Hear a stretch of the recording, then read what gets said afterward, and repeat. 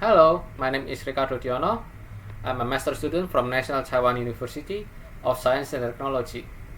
So today I would like to present about my work, which is called Original Face Color Recovery via Adversarial Network. So this work here is intended to help people to recover original skin color of face from face image under harsh lighting. So as example here, we can remove blue or red or green light from a face image and recover the original skin tone of the face.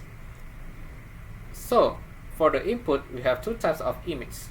The first type is real data, which we can see on the top of the row. The second type of data is synthetic data, which we can see on the bottom of the row.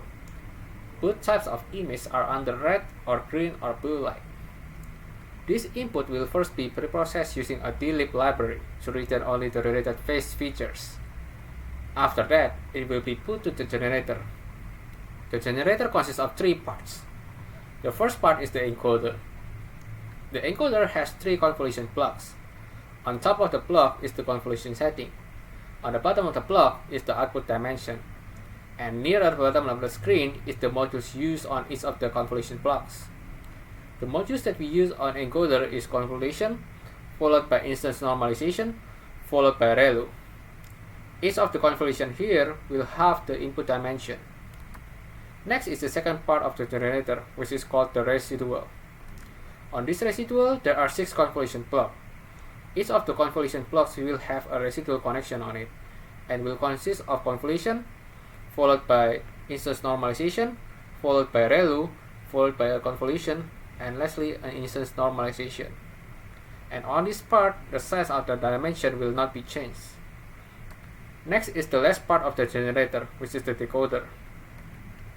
The decoder here consists of 3 deconvolution blocks. Each of these blocks will also get an input from the encoder through a skip connection. The first 2 deconvolution layers will use a convolution transpose followed by ReLU, and at the last layer will use a convolution followed by sigmoid activation function. From the decoder, we will get the generated image. This generated image will then be put to the discriminator. The discriminator consists of 6 convolution blocks. On each of the convolution, the dimension will be half. The first 5 layers will use a convolution, followed by base normalization, followed by leaky ReLU. And the last layer will use only a single convolution that will output the adversarial loss that will be used to train our network. To train our network, we use 3 loss functions, which will be summed together into a total loss. The loss functions that we use are perceptual loss, reconstruction loss, and adversarial loss. After we get the generated image from the generator, we perform post-processing to enhance some face features that are lost. The post-processing consists of 2 steps. The first step is to enhance the generated image contrast.